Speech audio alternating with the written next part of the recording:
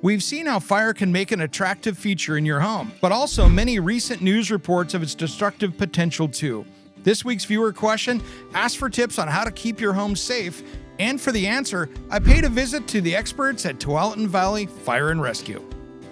All right, guys, today we're going to talk wildfire prevention. Stephanie, thanks for taking the time. Thanks for talking with me. This is so important because there's a lot we've learned from California. For sure, it's very timely right now, especially. We really want to get all homeowners prepared for fire, whether it be an inside house fire or an outside fire that can spread. What are the recommendations around the outside of the house? We talk about defensible space a lot, and the most important part of defensible space is from the house out 5 feet. Make sure there's nothing that will burn on the roof. That could be moss, pine needles. And then from the house itself, most of us have bark dusts. We want to make that a non-combustible zone. What do you recommend inside for fire prevention? Cooking is our #1 cause of house fires, so just reminding people to stay in the kitchen if you're cooking. If you're leaving the house, make sure that you've turned the stove off. Any pots or pans that you've cooked with, take it off the burner that you actually use. Lithium-ion batteries are in almost everything, anything that's rechargeable. If you are charging a lithium-ion battery, cell phones, computers, I recommend doing it either outside if you can or in the garage. Those fires, when they start, they can be explosive. So they're gonna shoot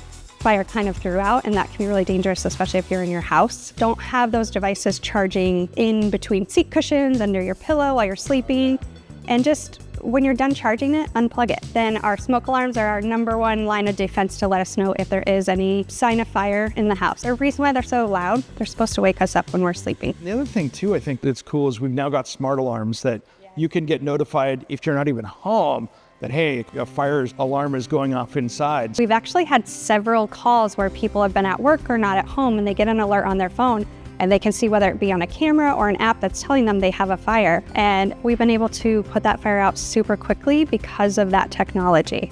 So there's a lot of things to consider, and earlier we were talking about FireWise. What's that? FireWise is basically a national program where communities work together to create defensible space and as a community be more fire resilient and fire resistant.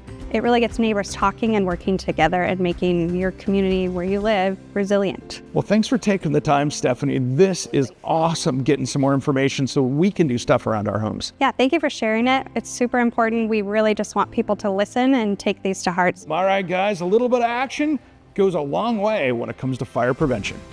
To donate to ongoing relief efforts in the wake of the California wildfires, visit redcross.org or operationbarbecuerelief.org to help support victims and first responders on the front lines too.